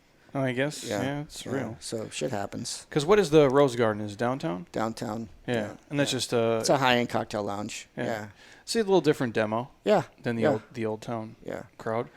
What is the liquor license expensive? 100-some thousand? Oh, fuck it. Series 6 is going for $260,000 right now. So if you were to open up a bar, like right off the bat, like you got to drop them $260. Boom, $260. Yeah. Yeah. So it's interesting because this has been a recent thing with liquor licenses and how much they've increased in cost. Because like a year and a half ago, I think I bought the one for Rose Garden. It was $100. I bought it at $160,000, and now it's worth $260, which is crazy. So you're seeing a lot of places that were maybe more bar forward or focused in the past, incorporating now a food program, so they can get away with the license, which makes total sense, right? I mean, it's like, you don't have to splurge for a 6-6, incorporate food. And so that's one of the things we're doing with our new spot is we're going to get a 12 license and incorporate a really cool food program to go along with it. So now we're becoming more restaurant focused, which is not what I would prefer, but it saves some money out of the gate. So which one is harder, the food? Like it's like what's harder, a bar or a restaurant? Restaurant is way harder. Yeah. There's more moving parts in this industry than any other industry out there. When you introduce a food component along bar, I mean, the thing about restaurants is the margins are so small, right? Because you've got food and you've got operating expenses and you've got labor and rent and blah, blah, blah, the list goes on. And, your margins are not nearly as good as they are with alcohol. So, I ran restaurants for a long time, and now that I own bars, I'm like, fuck, man, it's so much easier because the margins are so better. So there's more, margin for error. Because a beer is like what, $8, $9, $10? Well, yeah, but it's the liquor side that you make the money on, and that's where the margins are at. So it's a no-brainer. I mean, I would much rather do just bars because it's a lot easier to make money. But It is crazy, like the markup, and I'm assuming that's how most of these places here, like as you probably, I mean, obviously Scottsdale, like all the steakhouses. Oh yeah. I mean, their food margins have to be better, right? Yeah. But it's the booze that. Well, really... it's relative. Their purchases are higher. You're purchasing a higher cost item, so sure. It's relative there. But yeah, they probably their margins are pretty good there. Yeah, it's just wild to see like how you go somewhere and like a beer is $10. Yeah. And like God, where were we? Like Royal Palms. T Cooks is there, and then there's like a bar in there. Yeah. I remember just being there like over Christmas, and it was like they have like their their booze list, and it's like, are the whiskey 2-ounce pours? I think they're 2-ounce pours. Yeah. And it was like Lagavulin, $38 for 2 ounces. I go, a fucking whole bottle is like $80. Yeah. I'm like, what is going? But that's the price to play there. Yeah. And I guess when people are there, like you have a drink, your forebrain shuts off, it's dark, your inhibitions are lower, and you're just like, hey man. If people are paying it, they're paying it. Especially that first year. I mean, in 2021, when 36 Below opened, it was Arizona, Texas, and Florida, only 3 states that were open. Everybody else is closed down. Shit was wild. So you had people like moving here, coming here, vacationing when normally they wouldn't come in vacation. I mean, people were flocking to Arizona just so they could go out and spend money and just be outside. So you talk to anybody that's in the restaurant bar business in 2021, they will tell you it was the most explosive year they probably ever had. Same for you. Yeah. It was weird because normally here, like in July and August, like I can just go to a restaurant. Yeah. You couldn't go anywhere. No. Like I try to go to El Chorro, and it's like, no. Yeah. It's August. Yeah. I'm like, I can't go to El Chorro at 7 o'clock in August. It's 300 fucking degrees. Yeah. It was crazy. Yeah. So you guys crushed, obviously. Well, yeah, and just to your point on the pricing, I mean, think about it. They stayed home. They couldn't do anything, so the money just collected in the bank account. And then once they got this opportunity to go out, they went batshit crazy. And then money was not an issue. I mean, people were, paying whatever to do whatever they wanted, vacation, drink, eat dinner, whatever it was. It just money didn't seem to be an option. And you guys have seen it kind of just, I would imagine, continue maybe with the influx of people here. Like it's still going well. Not nearly as well as 2021. For sure. It's still busy, but then we had gas prices that came to a head with inflation last year. So, the summer. People are fucked. Dude. Last summer was the toughest that we've ever had in my experience in the hospitality business in Arizona. No shit. Just because of those two reasons, gas prices and inflation. But, I think with the influx of people that are moving here and the semiconductor plant that's going in, I think we should have a pretty strong summer. But again, people are back to like crunching, we're not seeing as, people spending as much money as they were before now. Yeah. Check averages are down and, traffic's still up, but people are just, they're spending less money now. Yeah. It's going to be a shit show. Yeah. For sure. But here we are. Here we are. What is like one, obviously since you've done this for a long time now, like is there, for people who are listening, like I think people are like, oh, I like to drink or I like bars, maybe I'll own a bar. Like if you've never done it, like how hard is it to do? Well, first of all, that's crazy to me. That's like me saying, I'm going to go fucking build an airplane right now. But dude, you know what people do in fitness? I like to exercise. I want to own a fitness business. Right. I'm like, that's not the same thing. Yeah. But that's the mentality of someone who doesn't know and they go into it with their nose open. Right. Like when you describe, hey, if it was one place, if it was, Sip Coffee in Old Town, it sounds like a nightmare. Yeah. Because I run businesses, Yeah. so I know how terrible it is. I wouldn't want to do it. You couldn't pay me enough, dude. Right. There's no way. Yeah. I wouldn't say it's a nightmare. Yes, it's got its challenging times. I mean, but listen, if I didn't love it, I wouldn't be doing it. It is definitely challenging. But there's a business side to everything, every business. There's an admin side to every business. If you don't understand finances, you don't understand that business thoroughly, I would not suggest getting into something like, again, I wouldn't try to like open up a gym, right? Because I've never, well, I have done that before, but maybe a bad example. Like I said, I wouldn't go try to build a fucking airplane because I've never built an airplane before, right? So why would I go try to build an airplane if I don't have the tools or even the blueprints to build an airplane? It's just not something I would do. So it's crazy to me. And again, as I mentioned earlier, this industry has more moving parts than any other industry out there. There's so many things to consider. And so when people say, yeah, I'm going to go open a bar. Have you ever done it before? No. Cool. Well, good luck. Or like a restaurant. Yeah. It seems, and the failure rate has to be what? Damn near 100%? I don't know what the statistics are, but it's up there. It's got to be. Well, like in fitness, the average coach is in it for like about 18 months. Okay. And then they bounce. Yeah. Because it's the same thing. Like if you're not going to. But what would you attribute that to? I mean, the hours for one, Yeah. I think suck for most people. They're trading time for money. Yeah. They don't understand infrastructure and how to scale, and they don't treat it like a business. Yeah. It's like why most people online, especially because the online stuff, the failure rate's probably damn near 100% because the barrier for entry is easy. Yeah. There's no major buy-in. At least like if you were to come here, now the prices are insane in Scottsdale, but if you're like, hey, Jeremy, I'm going to lease your space, this unit right here, let's say, I don't know, $7,000 a month? Yeah. Well, now you're in 7Gs for sure. Whatever equipment you're going to buy, there's 100. So you're not, I'm saying but it's $7,000 for 3 years. Yeah. Every month, plus cams, triple net, whatever. Yep. Like, you're fucking in it, dude. You're in it. Then you figure out, like, man, I got to do a lot of fitness to make money. Yeah. And so I think the reality hits them in the face of like, wow. Or, and again, if you're young, especially like in the bar restaurant business, just like fitness, you can be flexible. Mm-hmm. Well, I'm older, I'm married. Like I always say, when I describe this here, I go, how fake this is, like what I've done here. And I don't mean it like I'm better than anybody because I'm not. I go, but like we own this shit. Mm-hmm. I go, I talked my wife into buying a fucking warehouse before buying another fancy house for her. Mm-hmm. I go, are you going to talk your wife into that shit? When you're in your 20s, she's going to tell you you're fucking crazy. Mm-hmm. I go, and then come film you like on the weekends and like deal with I'm saying like it's you need a partner, you need a team. And I think when people start to take on that, like I have to eat shit for me, like I wasn't living at home with my mom when I was 40. I go, but I drove a 2008 Honda Accord for 12 fucking years and I saved every penny so I could buy this versus buy something else. And I go, most people don't want to do that. Yeah.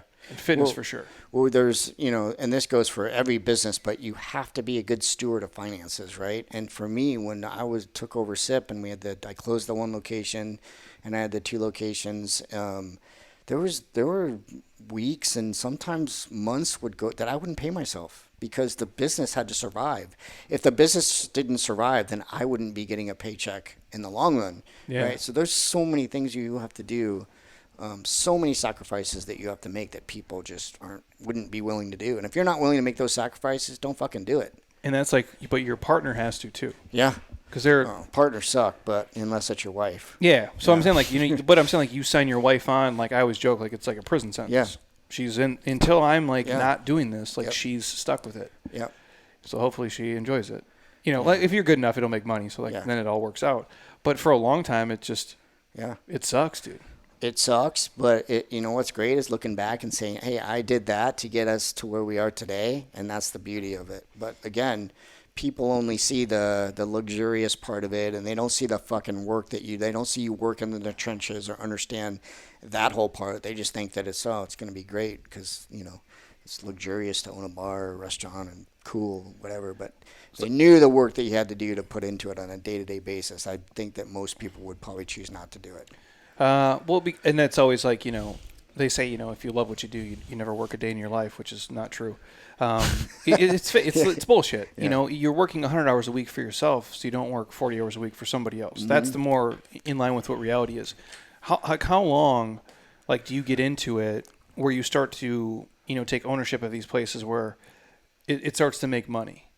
Like, and maybe it makes a little bit of money right away, but like when it becomes like, okay, now this is kind of moving? Is it a year, 2 years, 3 years? I think each place is different. Like for me, like if I open a place and I think there's a big misconception with, is it making money? Like when people say, oh, I heard it takes like 3 years to start making money. No, if you're not making money right away, then you need to get the fuck out, right? Well, I'm saying, like, Right. first of all, who can lose money for 3 years? Yeah, I don't know, but like I think that most people need to understand is it takes a certain amount of time to get your initial investment back, but if the place isn't turning a profit like relatively soon, then it's time to like take a hard evaluation of what the hell's going on inside the four walls, right? So, Yeah. All the 2 cocktail lounges that I recently opened, they were making money from day one. Now I'm still waiting to get my return back on one of them, but that takes time. But if they're not making money, I would say inside of 3 to 6 months, then you need to reevaluate. Well, yeah, because I think when we started doing this, like for real, like when I had one corporate job ever, and I walked out, like the end of like 2009. You walked out? Well, I told them I was going to quit. Oh. So like the last, like I took all of my vacation days. Which one do you get to keep? No, sick days. Sick days. Sick days. So I would like be sick. Yeah. And just not come in and just like build the website and do all the stuff. And it's crazy because my old boss actually still comes here on Saturdays. Yeah. This is like 15 years ago. It's just fucking wild. And he was super cool. So like towards the end, he could tell I just mailed it in. So I would just build the site like at work. But I remember the first month, we made $342. Nice. And that's like gross. Yeah. Not net. So my rent was like $3,000. Yeah. So I'm like negative $2,700. Okay. And I'm like, okay, well, this needs to fucking turn around real quick because I probably only got like $2,000 to go here. Yeah. So that's where it's like you need to. I think you just had you. And I'm not saying obviously don't do it like I did it with no money and no Right. resources and no fucking education. I go, but you can only hemorrhage money for so long to where like, hey man, maybe this is not for me. Yeah. You can't give away your whole life for a dream that's not gonna pan out. No. Is there like? I guess there's, what's the biggest constant challenge like you have with running any of the places? Staffing. Yeah. Staffing 100%.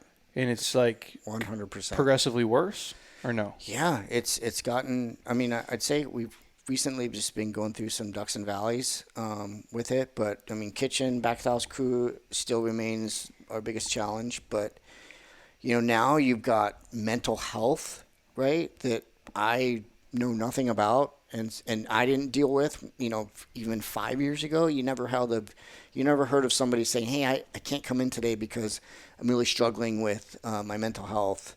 And I'm having a panic attack, and I just can't get out of this negative place that I'm in, right? I've never heard of that. Yeah. I've never dealt with it. I don't understand it. I never, even 5 years ago, it's like, it's almost become like a recent thing over the last 5 years, maybe 10 years, I don't know. But that is our biggest problem. Like people that can't work because they're struggling with either, drug addiction, mental health, or whatever, or just that they just don't want to fucking work. But that's our biggest problem. That's anybody's biggest problem right now, regardless of what industry you're in. I mean, I went to the car wash last week, and there was like, it took an hour and a half for me to get my truck washed because they were so short-staffed. And I asked the lady, I'm like, what's going on? Oh, I'm short-staffed. I only have half the people that I would normally have. And that's the issue everywhere. So it's by far our number one problem. That's why. I mean, is it just? I wonder too. Like, and there's so many to see like how technology will shift and change things, and like what people can do, like where all that goes. Because you need people to work. Right. So where are they going is my question. Where the fuck are they going? The rare, like I always say this, like the rare people. To me, it's more like the college stuff where you'll see, I think, enrollment decline because there's other jobs you can do without getting the same education. And you can make the same money on the internet if you go super hard in it. But it's a small number of people, right? Yeah. Like if you don't want to work at Enterprise and rent fucking cars, Yeah. you can get on, the internet and talk about fucking Ninja Turtles and Yeah. make $60,000 a year. And if you're cool with it and you don't got to live a fancy life, like you can do that. I go, but you got to go super hard on Ninja Turtles to make it happen, So Yeah. I guess but for everybody else, like the low barrier entry stuff, like you need a place to earn money up front. Yeah. Especially if you want to work in the restaurant industry or the bar industry. I'd imagine most people start off like towards the bottom. Yep. Work their way up, do whatever. But I don't know. Like that's probably the one thing I do hear from most people. It's hard to get good people to not only just come to work but then stay.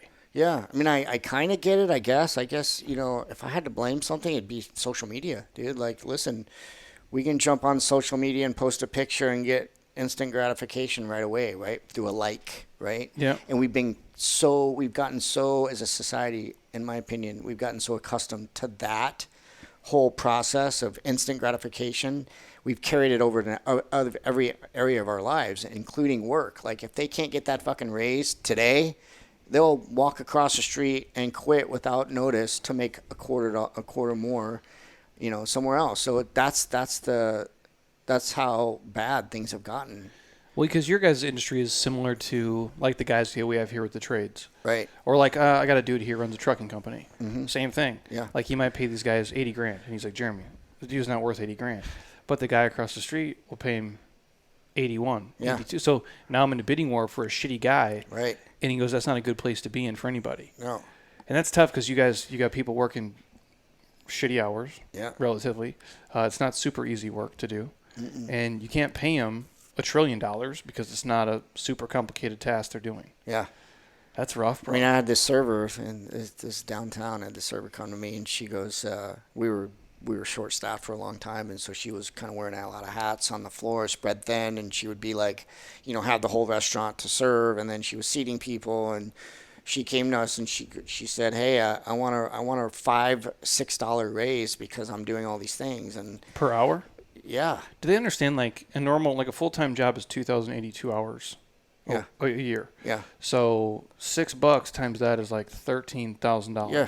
Yeah. It's a pretty big fucking percentage of probably what you make. Absolutely, right. And so but we're held hostage by these guys to an extent, right? Because it's like, if you don't do it, they walk. They're like, fuck you, I'm out of here.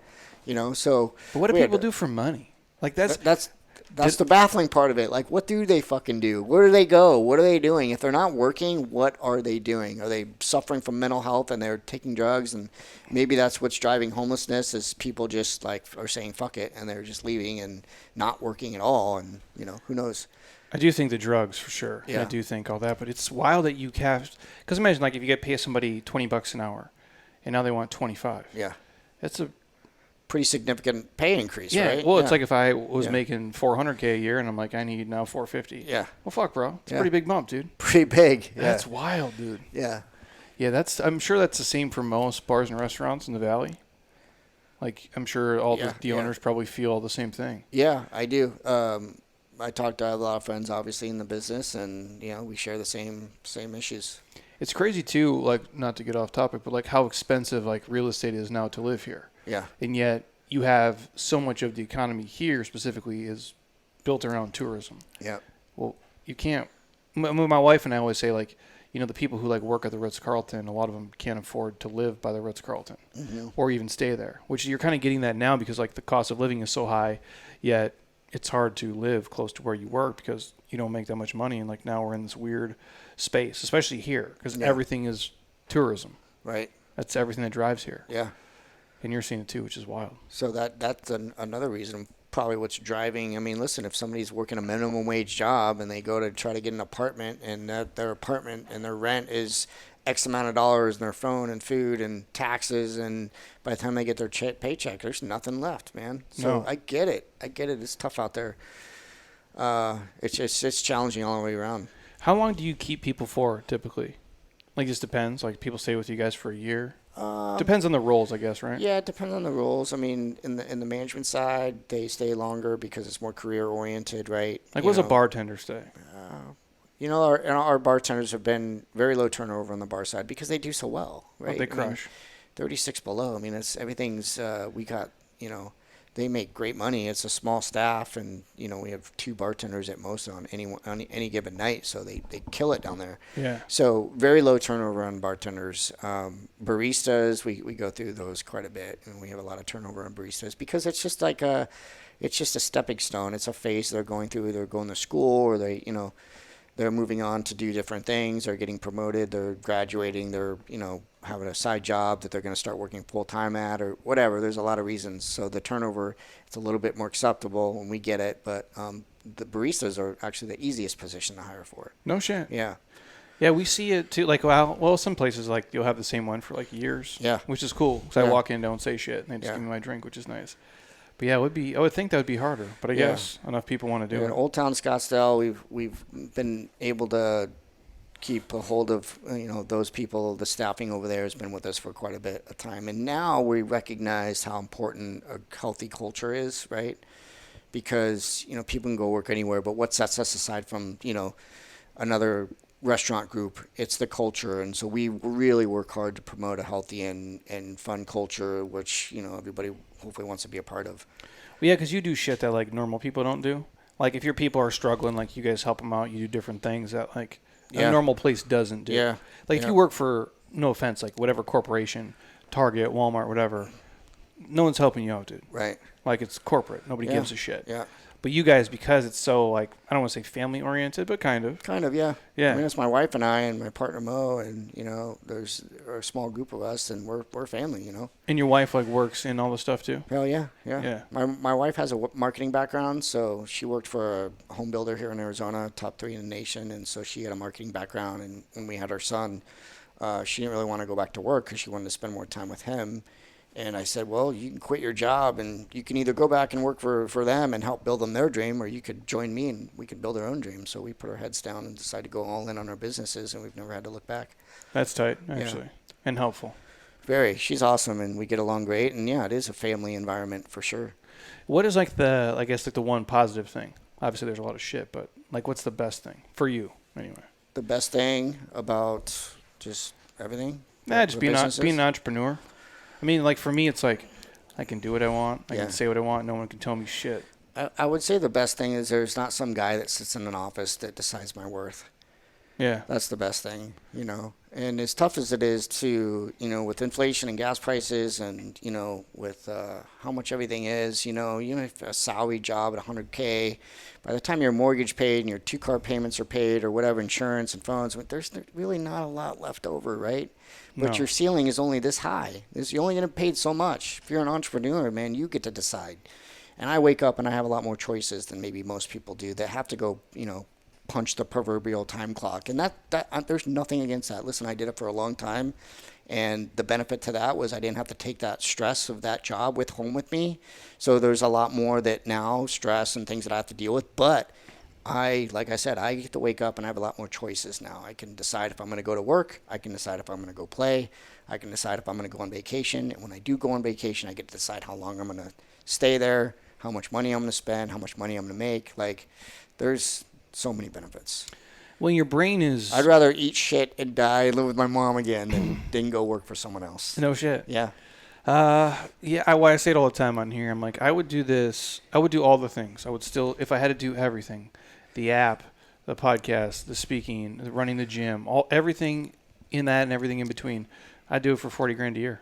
Yeah. I don't give a shit. Yeah. I'm like, if I was happy, like I would do that because I know if Lifetime called me tomorrow and said, hey man, we'll give you $2 million to move to Omaha next year and work here, I'd be like, no, you can keep that shit, dude. Yeah. For me, and I think when you do this long enough, your brain becomes free. Now, what I mean is like you look at things like not everything's an opportunity, but you understand the opportunity cost of it where, okay, here's a project or maybe here's something I want to do. And either that's for me or it's not for me, but my brain is free to think about that. Yeah. Where if you work in a corporate job, at least for me early on, it was like, well, this is what I do. This is where my paycheck comes from. And I don't really have any other options. Yeah.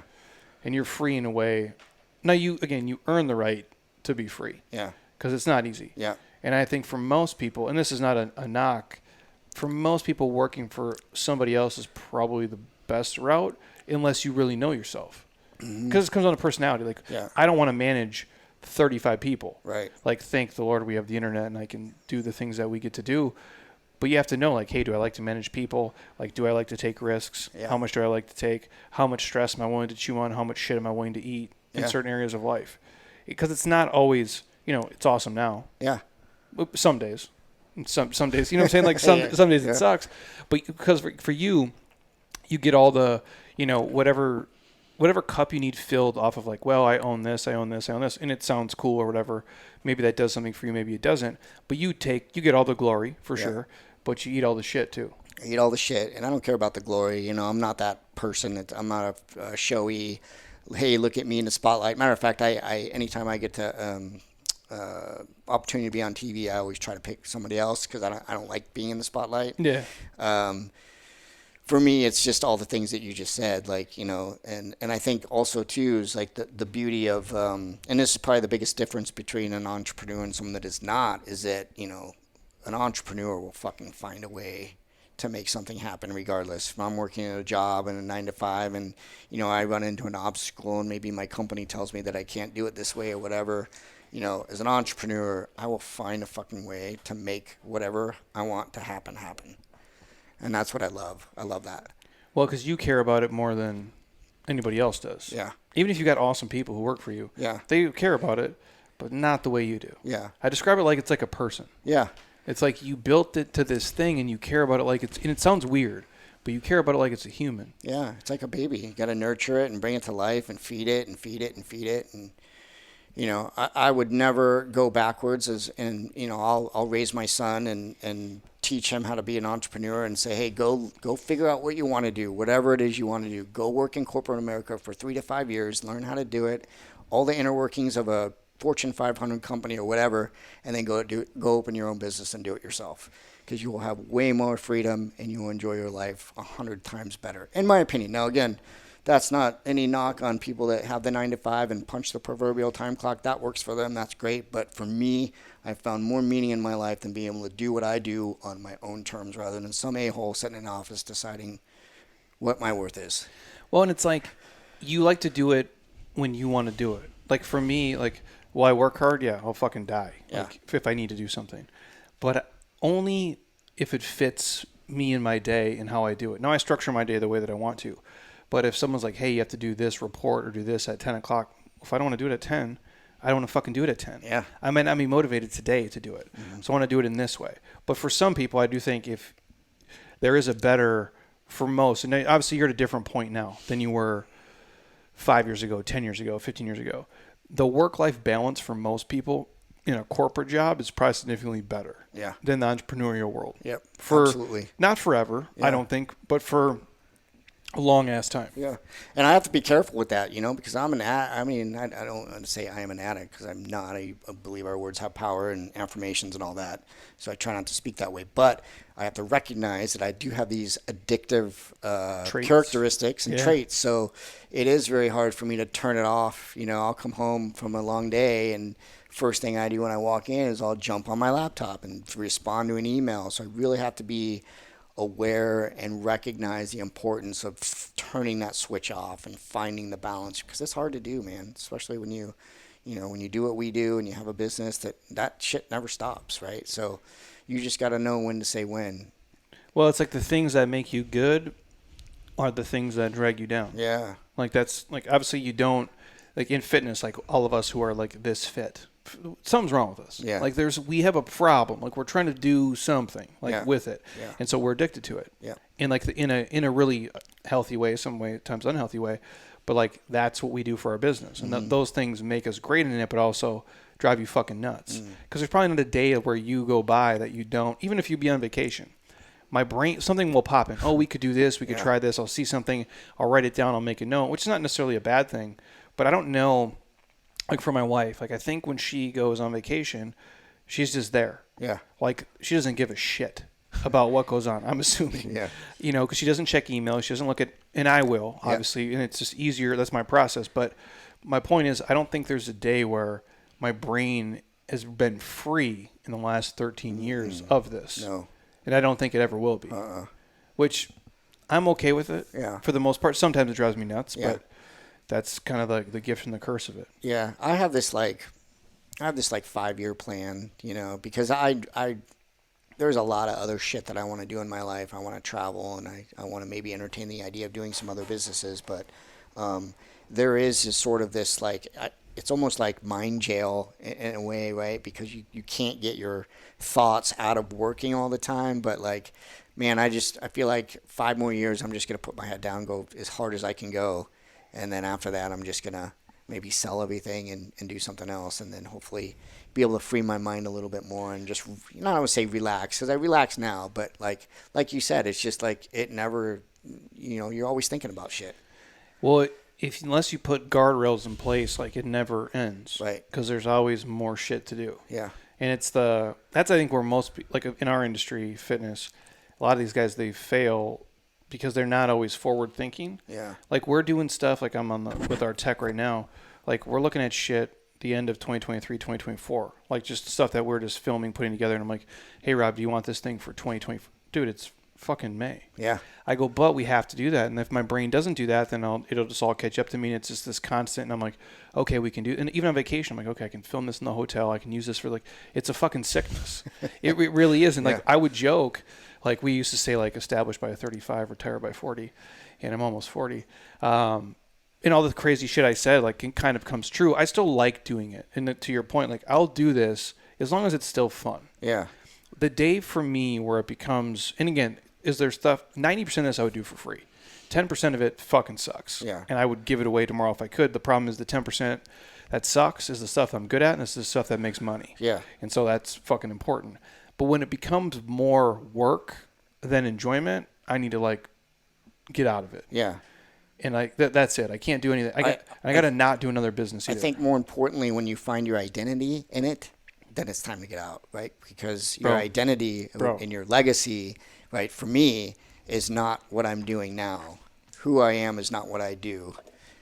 Who I am is the legacy that I want to leave for my son, and the things and the life experiences that I want to have and all that stuff. So I think that that's very important. And so many times I've gotten wrapped up in finding my identity in my businesses, which is so bad, and so it's important that I have that awareness. Especially when it's your name. Yeah. It's on the fucking door. Yeah. And it's your Well, picture. that's hard to do, yeah. Yeah. It's a prison. Yep. But it built me this great life, yeah. for sure. But it's also like, it's a weird thing. I don't know. I never would have called it this, but I was dumb and young, so I didn't know. I would have just called it, like, Bill's Fitness. Right. And it could have had an escape clause, but now I don't. And that way you could take a vacation without thinking about, everything. Yeah, it's again, like, if it's not fun, I won't do it anymore. So and I can't complain. Yeah. But it is work for anybody. I would tell them, like, if you're thinking about, and then I'll ask you this before I let you go. It is a lot to chew on. And I guess I'll ask you this, like, if you knew all the things, like, of what it really took before you started, and you could see it all, like, you know what I'm saying? Like, in my mind, I think about, okay, if I can think back to training people at fucking Indian Steel Park, and, it's 5 o'clock in the morning and it's 110 degrees, and then I'm going to go to my shit corporate job, work that all day, then go back and train people. Yeah. And I'm going to do that and save every dollar, and then I'm going to quit my job and eat shit and make no money for so long, and, like, just and like, my wife would be so embarrassed. I'm like, oh, what does your husband do? Well, he works in fitness. What's his business called? And that's my fucking name. And, like, what a loser.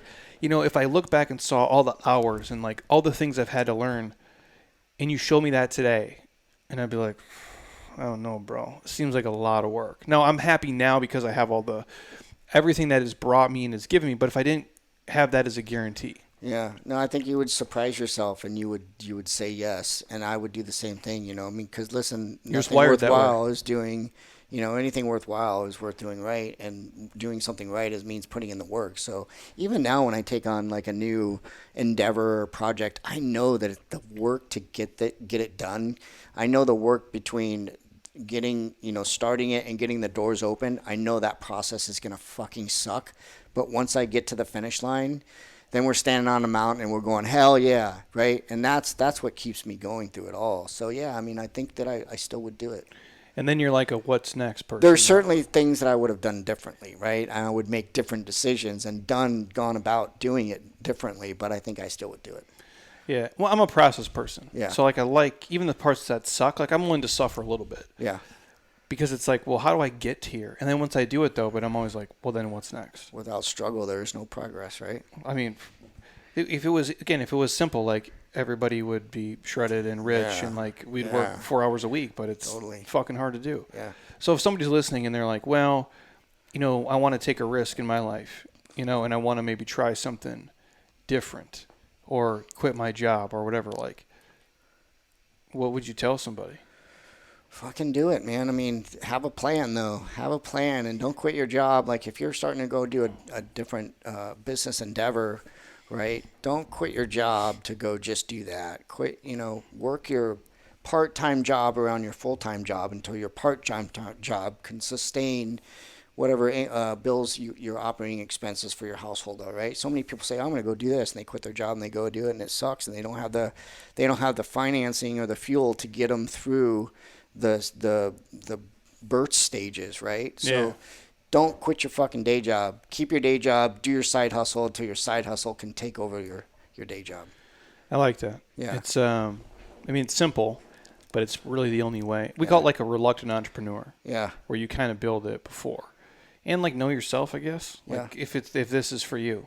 And I would tell anybody, like, the sooner you do it, and again, I obviously have a plan in place. If you got like 5 kids and you got to replace $300,000 a year, like, it's a little different ball game, right? Totally. But dude, the sooner you can do it, the better. Like for me, it was like, well, the younger I was, like, look at you're 40 and you're, maybe pushing retirement here pretty soon. So, dude, it's like, well, what did I have to lose? Yeah. Back then, right? If I always thought, like, well, if I suck, I can still go work at Enterprise. Like, fuck it, you know what I mean? Like when the bottom is when you're so close to the bottom. Yeah. And I do have empathy for people who have, and this is what I also tell people, like, live as cheap as you can as long as you can. Yeah. Live with your mom. Yeah. If you, you know what I'm saying? Like, because it's like your margin for error is greater. Yeah. When you don't have a giant mortgage, 3-car payments, credit cards, student loans, all this crazy shit. Yeah. Because now you're under the gun, and you're going to have to do things in a business to generate money faster up front. That might not be the best thing for the business or the stage that you're in. Yeah. But it's tough, dude. Yeah. I think what's tougher is looking at the possibility of doing something else and then choosing not to do it and then regretting not doing it. Because like, if you weren't doing this, like, what would you be doing? Oh, I don't know. Fuck, I'd be doing something else. Who knows? But you know what I mean? This like, is all I know. So. And when did you? And I'll ask this real quick. When did you know, like, I'm better off just doing it by myself than because you did, like, I didn't really work. I was an academic advisor for a year, and I was cool with it for about 3 months, maybe 90 days, where I'm like, oh, it's cool. And then after a while, I got disenfranchised by it. And I'm like, well, these goals are fucking bullshit. And this job is fucking bullshit. And everything here is trash. Yeah. And this is not for me. I'm not made to do this. Like, when did you realize, like, you know what? I'm better. I'm good enough to do this on my own, and I'm better by myself. Because you worked in a lot of places. Yeah, I worked in a lot of places. I think one of the mentalities or mindsets that I had when I worked at other places was I always ran the places as if they were my own, right? Which is rare. It's very rare. You never find people that care more than you do, ever. But I always ran places as if they were my own because I knew that, my name was somehow attached to it, right? At least the operational side. So take pride in it. I took pride in where I was, and the places that I ran were pretty cool. So I always ran it as if they were my own. And I guess it just, most of my life I lived with these limiting beliefs and told myself that I couldn't do stuff or I couldn't be this or I couldn't do that or whatnot. And that's a whole nother podcast too. But, I got to the point, through sobriety and, a lot of the spiritual work that I do on myself and the work that I do on myself, I've gotten to just a place where I don't have those limiting beliefs anymore. And I realize that now, if I decided I'm going to do something, I'm going to go do it. And I'm going to do whatever it takes to get it done, right? And so now, working at those places and putting in the work and knowing that the owner of the place didn't really give a shit what I was doing or the mentality that I had. I think with those two combined and with the limiting beliefs being gone and knowing that I could just go do it myself, like, kind of was like a springboard for me to go just do whatever I decided to do. And when you really were, say, hey, I'm going to go solo, like, were you nervous at all? I mean, of course, I think anybody would be nervous, but at that point, I just was so fixated on doing what I was setting out to do that, it was only almost like I manifested it. When you manifest something, you have to believe that it's already done, right? And so there wasn't a ton of fear involved. I think there was a little stress and maybe a little uncertainty, but just, I just knew. The sky's blue. You just know, that you're going to be successful. It's wild, dude. Yeah. But I think it's kind of everybody's story. It's weird because, you like courage, right? Like how it really works. Like, you think it's like you get it before you jump out of the plane. Yeah. It's after you jump out of the plane. Yeah. You get the thing after you do the thing. Right. And then you do one, and then, well, fuck. Yeah. Then it makes it a little bit easier. And for me, it was always like, and again, I'm not that smart, but I would see a lot of people doing shit. And yeah. I'm like, these dudes they can do it. I can do it. And I'm like, and I always thought, okay, well, even if Rick is smarter than me, if Rick wakes up at 7, if I wake up at 4, I can just work harder than him. Yeah. And I can fucking get there anyway. There's always someone out there working harder than you are, right? That is true. Yeah. So all your places for people listening, Sip Coffee and Beer House. Yep. That's in Old Town. Mm-hmm. And then Sip Coffee, the garage. Yep. Is Arcadia. 36 Below is in Arcadia, in the Sip Coffee and Beer Garage inside there. And the Rose Garden is the Rose Garden's downtown, First Avenue, Monroe. And then we've got Motif opening up, which is, as I mentioned, it's another cocktail restaurant lounge that's going to be on First Avenue in Roosevelt, which is really where our goal is to really kind of be the pioneers of extending Roosevelt a little bit further west. Oh, it's like the whole Roosevelt Road down there? Yeah. All that? Yeah. It's crazy how most of what's going on is like east of where we're going to be, but as I mentioned, we're really doing a lot to kind of revitalize that particular area on Roosevelt to really bring kind of an extension of Roosevelt Road and bring it even further west. So a lot of cool stuff happening down there. Yeah, because downtown Phoenix used to suck. I know. It's I'm a native, and I've watched downtown Phoenix really fight to be a nightlife destination for a long time, and I think they've really accomplished that the last 3 years. It's just been an explosion of bars and restaurants that have opened up down there. It's way better. Yeah. Yeah. It's cool. And then you're doing the airport, too. Doing the airport. Is that a pain in the ass? It's no. I mean, not for me. It's a licensing deal, which is great. You know, we don't own it. It's like a royalty deal, but we've been involved every step of the way. And it's been a pain in the ass to just getting it open, but there's, supply chain and, everything else has just contributed to us keep getting pushed back on the open date. But I haven't had to deal with all that political stuff. Partnered with the guy that really knows the ins and outs of that whole process and has a couple other businesses in the airport. So it is going to be opening first week of June. So we're really excited about that. It's crazy how the Phoenix airport has become like a place where you can like eat at real restaurants. Yeah. Like every fucking place is in there. Yeah, the airport, definitely the landscape of at least Sky Harbor and what's in the airport and what's offered there has definitely changed. I mean, it used to be this boring place that you fly into. You walk to your terminal. There's a desk that you go talk to the receptionist or whatever at. You get ticketed and you go in. And now it's it's almost like a little entertainment district in each terminal, things to do. And, I think the next step is to have some sort of immersive bar in there, which we're hoping to maybe do sometime in the future. Yeah, because it's great. Now you walk in, depending on the terminal, it's like they got LGOs in there. Yeah. Barrio Queen. What else is there? There's Pedal Haas is on our wing, and we're in the new Concord that's opening Southwest Terminal 4. There's all kinds of cool shit in there. There's like a cool marketplace. There's a bar going in. There's some coffee and beer. Pedal Haas is going in there. No shit. Chick-fil-A is going in there. I mean, it's they have everything now. Yeah. It's wild. Yeah. Do you have social media? Yeah. Do I? Yeah. Yeah, Katz118. Boom. Yeah, Instagram. It's really all I do. I'm on Facebook too, but I don't ever look at it. Somebody does yours for work? Yeah, we have all our in-house people that do. We have an agency that runs ads and then does our SEO. But we do have a gal who, she's the founder of SIP, actually.